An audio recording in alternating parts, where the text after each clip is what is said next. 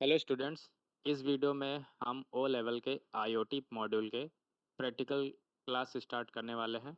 और ये practical class का पहला वीडियो है जिसमें हम आर्डुइनो क्या है इसके बारे में हम 3D मॉडल की मदद से समझेंगे।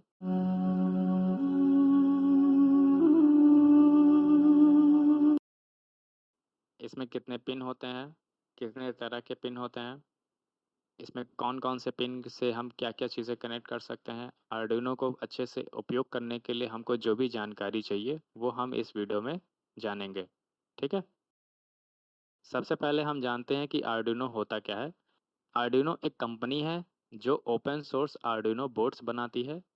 आर्डुइनो बोर्ड्स सेंसर द्वारा इनपुट पढ़ने में सक्षम होते हैं और एक्ट्यूएटर्स द्वारा आउटपुट देते हैं। ठीक है, सेंसर और एक्ट्यूएटर एक तरह के इलेक्ट्रॉनिक डिवाइसेस होते हैं। सेंसर से हम डाटा कलेक्ट करते हैं वातावरण में। आप बोर्ड पर लगे माइक्रो कंट्रोलर को निर्देशों का एक सेट भेजकर, यानी आप माइक्रो कंट्रोलर को प्रोग्राम करके अपने बोर्ड को बता सकते हैं कि क्या करना है उसको। ये इंग्लिश वर्जन है उसी नोट्स का। अगर आपको इंग्लिश में अपने नोट्स बनाने हैं तो आप इस इंग्लिश वर्जन को लिख सकते हैं। आर्डुइनो के बोर्ड्स मार्केट में कई तरह के अवेलेबल हैं, जैसे आर्डुइनो नैनो है, मेगा है, ज़ीरो है, माइक्रो है, ड्यूओ, लियोनार्डो, आर्डुइनो यूनो और बहुत सारे हैं। ठीक है। जो इन सभी में से सबसे ज़्यादा प्रचलित है और उपयोग किया जाता है वो है आर्डुइनो यूनो। ठीक है। तो इस वीडियो में हम आर्डुइनो यूनो के बारे में ही जानेंगे। आर्डुइनो यूनो क्या है? Arduino Uno 80 mega 328P micro controller पर चलने वाला एक आर्डुइनो बोर्ड है जिसे विभिन्न इलेक्ट्रॉनिक प्रोजेक्ट्स जैसे स्मार्ट होम, रोबोटिक्स, ऑटोमेशन आदि को बनाने के लिए एक कंट्रोल सेंटर के रूप में उपयोग किया जाता है। ठीक है। यहाँ पे आप देख पा रहे होंगे इस बोर्ड को। ये एक माइक्रो कंट्रोलर युक्त बोर्ड है जिसकी मदद से आप कोई भी आईओटी का गैजेट बना सकते हैं। इस वीडियो में इस बोर्ड से रिलेटेड हम उन सभी चीज़ों के बारे में जानेंगे जो हमें इस बोर्ड को अच्छे से उपयोग करने के लिए जानना है। ठीक है। तो सबसे पहले इन सभी बोर्ड्स में से जो जानने वाली चीज़ है और जो हर उस स्टूडेंट को जानना चाहिए जो इस बोर्ड को उपयोग करने वाला है, वो है इस बोर्ड में पिन्स के बारे में। तो सबसे पहले हम जानेंगे डिजिटल पिन क्या होते हैं। देखिए, इस बोर्ड में जो डिजिटल पिन है वो यहाँ 0 से लेकर 13 तक ये डिजिटल पिन्स होते हैं। डिजिटल पिन का उपयोग हम डिजिटल डेटा को इनपुट या आउटपुट करने के लिए करते हैं। ठीक है। और ये टोटल 14 होते हैं, यानी कि जिसमें से 0 से लेकर 13 तक के नंबर्स दिए होते हैं। आप इन पिन से किसी भी सेंसर को, किसी भी एक्ट्यूएटर को, किसी भी इनपुट या आउटपुट डिवाइस को आप ऐसे कह सकते हैं कि आप इनसे कनेक्ट कर सकते हैं इस बोर्ड से। तो अब हम समझते हैं कि डिजिटल पिन का आप यूज़ कैसे करोगे। ठीक है। जैसे मान लेते हैं हमारे पास एक DST-11 सेंसर है। DST-11 सेंसर एक डिजिटल टेम्परेचर और ह्यूमिडिटी सेंसर होता है। तो ये अपने आसपास के वातावरण से टेम्परेचर को और ह्यूमिडिटी को दोनों को कैलकुलेट करता है। ठीक है। तो इसमें 3 पिन होते हैं। 2 पिन, एक प्लस और एक माइनस होता है। और जो बीच वाला पिन है इसको हम डाटा पिन बोलते हैं। इसको आप किसी भी डिजिटल पिन से कनेक्ट कर सकते हैं जिससे जिस पिन से भी डाटा को इनपुट के रूप में लेना होता है। तो ये सेंसर जो भी टेम्परेचर को या ह्यूमिडिटी को ये कैलकुलेट करेगा, उसका डाटा डाटा पिन से ट्रांसफ़र करके बोर्ड तक पहुंचा देगा। ठीक है। तो डिजिटल पिन का उपयोग आप एज ए इनपुट भी कर सकते हैं और डिजिटल पिन का उपयोग आप एज ए आउटपुट भी यूज़ कर सकते हैं। जैसे मैंने यहाँ पे टेम्परेचर सेंसर यूज़ किया है, तो यहाँ पे हम डेटा को इनपुट के रूप में ले रहे हैं। जब आप यहाँ कहीं एलईडी कनेक्ट करेंगे तो वहाँ पर हम सिग्नल को भेज रहे होते हैं एलईडी तक, ताकि वो ऑन हो या ऑफ हो। तो वहाँ पर हम एलईडी के केस में पिन को एज ए आउटपुट यूज़ करते हैं और यहाँ पे सेंसर के केस में पिन को हम एज ए इनपुट यूज़ करेंगे। ठीक है। इन डिजिटल पिन्स में से PWM पिन्स भी कुछ होते हैं। PWM पिन की पहचान होती है एक टिल्ड सिंबल से। ठीक है। तो ये चिन्ह जिस नंबर के सामने आप देख पा रहे हैं उसको हम PWM पिन्स बोलते हैं। PWM पिन्स के बारे में एक खास बात ये होती है कि ये वेरिएबल वोल्टेज प्रोवाइड करते हैं। वेरिएबल वोल्टेज का मतलब होता है आप वोल्टेज की मात्रा को कंट्रोल कर सकते हैं।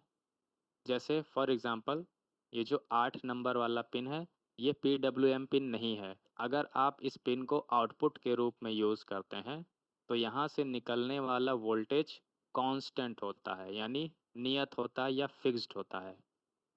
यानी यहाँ से या तो वोल्टेज 0 होगा, ऑफ के मोड पर होगा, या तो ये ऑन के मोड में होगा, यानी पूरा का पूरा 5 वोल्ट इससे आपको आउटपुट मिलेगा। ठीक है।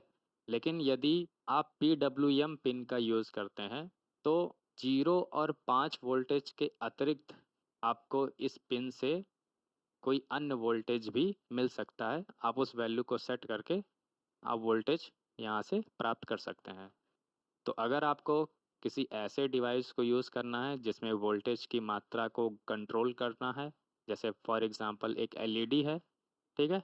अगर एक एलईडी को अगर आप उसकी ब्राइटनेस को कंट्रोल करना चाहते हैं कि वो ना तो ऑन हो ना ऑफ हो, उसकी ब्राइटनेस धीमी भी हो यानी वो डिम भी हो, तो वहाँ पर वोल्टेज को कंट्रोल करने की ज़रूरत होती है। तो ऐसे केस के लिए जहाँ पे वोल्टेज आपको कंट्रोल करना पड़े, आप PWM पिन का यूज़ करिए। नहीं तो अगर किसी डिवाइस को ऑन या ऑफ करना है तो आप नॉर्मल डिजिटल पिन का उपयोग भी कर सकते हैं।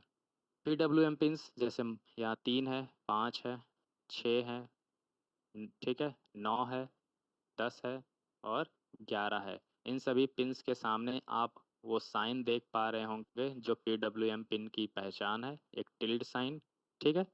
अब हम समझते हैं PWM पिन को आप यूज़ कैसे करोगे। ठीक है। तो मान लेते हैं हमारे पास एक सर्वो मोटर है।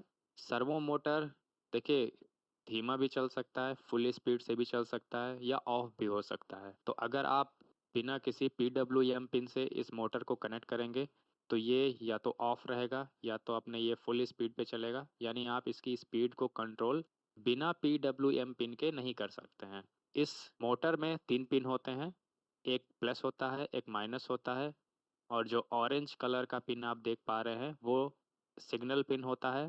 ठीक है। तो इस पिन को आप किसी भी PWM पिन से कनेक्ट करेंगे और इस मोटर की स्पीड को अब आप कंट्रोल कर सकते हैं PWM पिन के सहायता से। ठीक है। तो हम कैसे यूज़ करेंगे इन सबको हम प्रैक्टिकल में आगे के वीडियोस में देखेंगे। हम बस यहाँ सिर्फ पिन के काम को समझ रहे हैं कि कौन सा पिन आपको कब यूज़ करना है। अब हम समझते हैं एनालॉग पिन्स क्या होते हैं। एनालॉग पिन्स का उपयोग डाटा को इनपुट के रूप में लेने के लिए करते हैं, और ऐसा डाटा जो एनालॉग डेटा हो। ठीक है। तो एनालॉग पिन से हम एनालॉग डेटा को इनपुट के रूप में लेते हैं। यहाँ पर आप देख पा रहे होंगे कि जो एनालॉग पिन्स हैं ये नीचे के साइड में होते हैं बोर्ड के। A0 A1 A2 A3 A4 A5 ये टोटल 6 पिन जो हैं ये एनालॉग पिन है आर्डिनो यूनो में। तो अब हम समझते हैं कि एनालॉग पिन का यूज़ आप कैसे करोगे। तो एनालॉग पिन्स जैसे मान लेते हैं हमारे पास एक पोटेंशियोमीटर है। पोटेंशियोमीटर का काम होता है रेसिस्टेंस को कंट्रोल करना, यानी प्रतिरोध को नियंत्रित करना। और इस पोटेंशियोमीटर से जो भी प्रतिरोध सेट होता है आप उसको घटा बढ़ा सकते हो। ठीक है। जैसे फॉर एग्जांपल आप किसी एलईडी की ब्राइटनेस को कंट्रोल करना चाहते हो, तो जब एलईडी फुल ब्राइटनेस पे या 100% ब्राइटनेस पे जल रहा होता है तो इसका मतलब उसको फुल वोल्टेज मिल रहा है।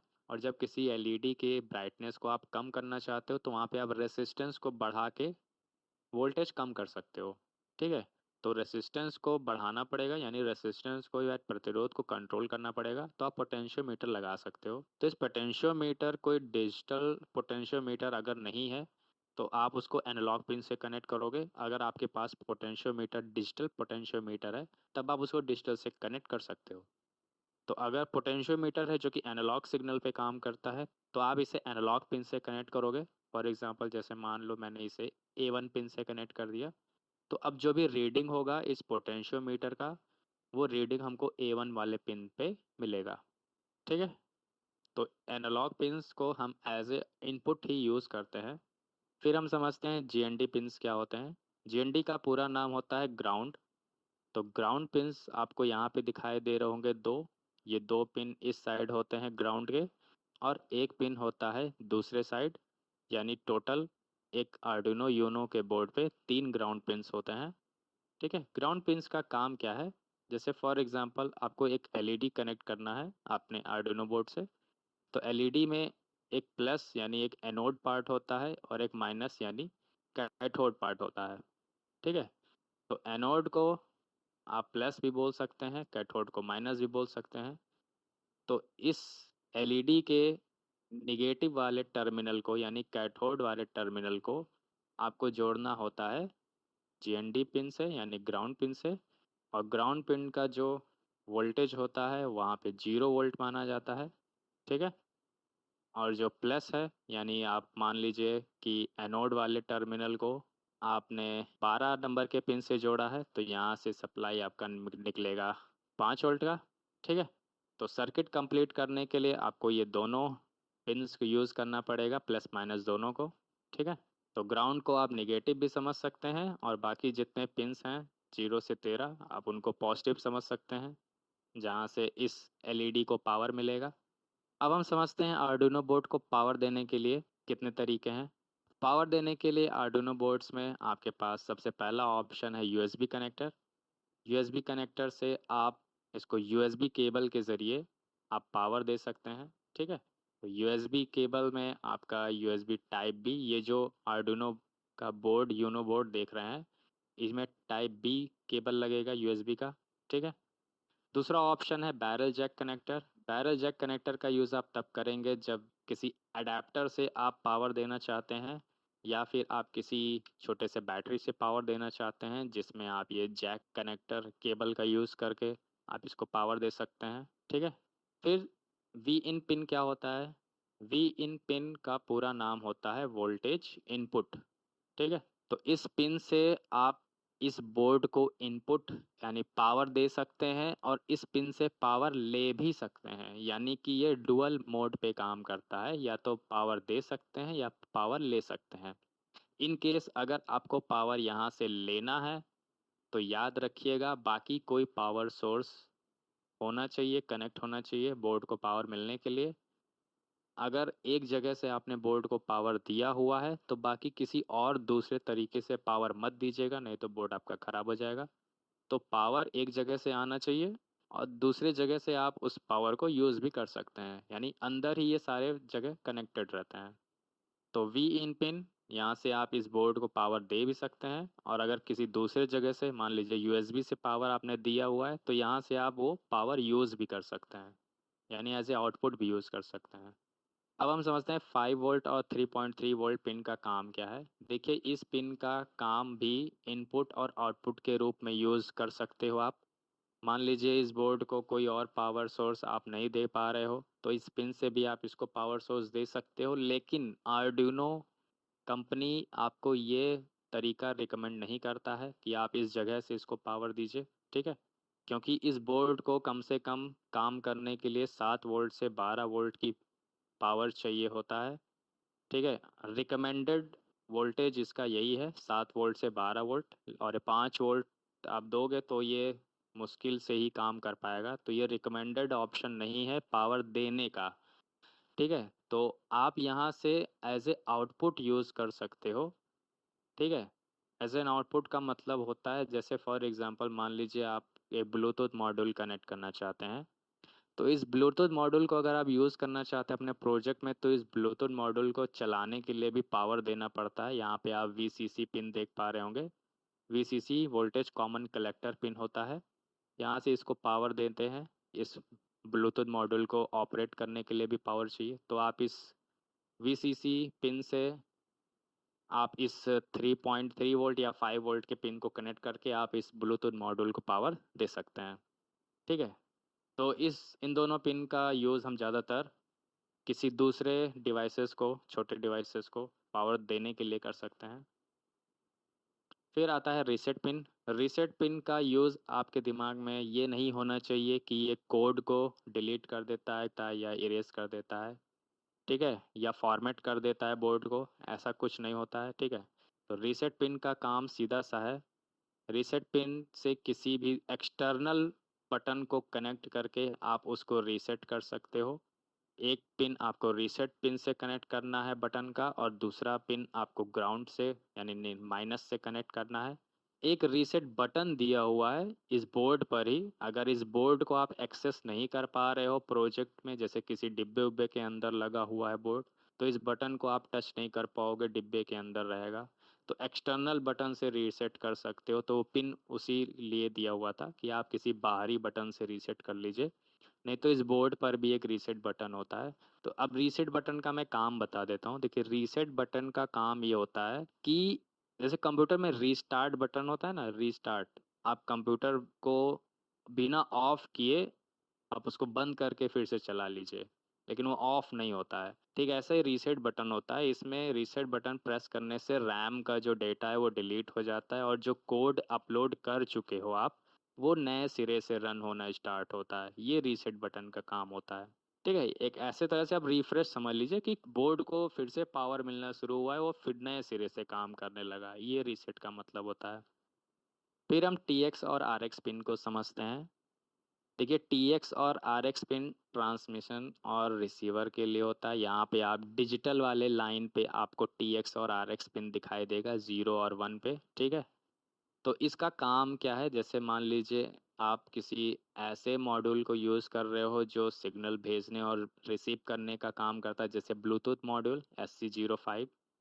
तो इस ब्लूटूथ मॉड्यूल में भी ट्रांसमिट और रिसीव करने के पिन्स होते हैं। जो भी डाटा ये ब्लूटूथ रिसीव करेगा उसको बोर्ड तक पहुंचाने का काम, या बोर्ड से डाटा को ब्लूटूथ मॉड्यूल तक पहुंचाने का काम इन दोनों पिन का होता है।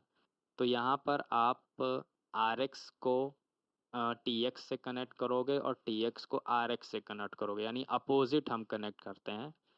क्योंकि एक समय पर एक सेंडर होता है, दूसरा रिसीवर होता है, और दूसरे समय पे वो रिसीवर बन जाएगा, दूसरा सेंडर बन जाएगा। तो इस वजह से हम इसको अपोजिट कनेक्ट करते हैं। ठीक है, तो ये सीरियल कम्युनिकेशन को आप ऐसे समझ सकते हो, ये कम्युनिकेशन के पर्पज से ये पिन्स यूज़ होते हैं। अब हम समझते हैं कि माइक्रो कंट्रोलर क्या होता है। माइक्रो कंट्रोलर एक चिप होती है। आप इसको ऐसे समझ सकते हो कि एक कंप्यूटर में जैसे CPU का डिब्बा होता है, वैसे इसको CPU नहीं बोलते हैं, सिस्टम केस बोलते हैं। CPU इसके अंदर लगा होता है, प्रोसेसर। ठीक है, तो जैसे एक डेस्कटॉप में एक सिस्टम यूनिट अलग होता है जिसके अंदर प्रोसेसर, मेमोरी, रैम और हार्ड डिस्क अलग अलग लगे होते हैं, ऐसे ही आर्डिनो यूनो में माइक्रो कंट्रोलर एक तरह का चिप है जिसके अंदर प्रोसेसर और रैम और बाकी मेमोरी लगी होती है। और जो आर्डिनो यूनो में जो आईसी या माइक्रो कंट्रोलर लगा होता है उसका नाम है ATmega 328P। ये याद रखिएगा, MCQ क्वेश्चंस इंपॉर्टेंट में आते हैं ये। फिर इसके अलावा भी कई सारे पिन्स हैं जो आर्डिनो यूनो में मौजूद होते हैं, जिनको जानना आपके सिलेबस में, जैसे O लेवल के सिलेबस में जितने टॉपिक्स हैं उसमें ये सारी चीज़ें तो नहीं है, लेकिन फिर भी मैं इस वीडियो में तो कवर नहीं करूँगा इन सारी चीज़ों को, ये एडवांस टॉपिक्स में आते हैं। बेसिक आपके प्रैक्टिकल नॉलेज के लिए जितना पिन्स मैंने अभी बताया वो केवल उतने ही यूज़ होने वाले हैं आपके पूरे सिलेबस में, उनसे ज़्यादा नहीं यूज़ होंगे। ये सभी एडवांस टॉपिक्स में आते हैं जो अभी पिन मैंने हाईलाइट किए हुए हैं, इनको मैं नेक्स्ट वीडियो में समझाऊंगा। अगर आपको नॉलेज चाहिए इन सभी पिन्स के बारे में तो वो वीडियो देख लीजिए। तो इस वीडियो में बस इतना ही, नेक्स्ट वीडियो का आप इंतज़ार करिए। धन्यवाद।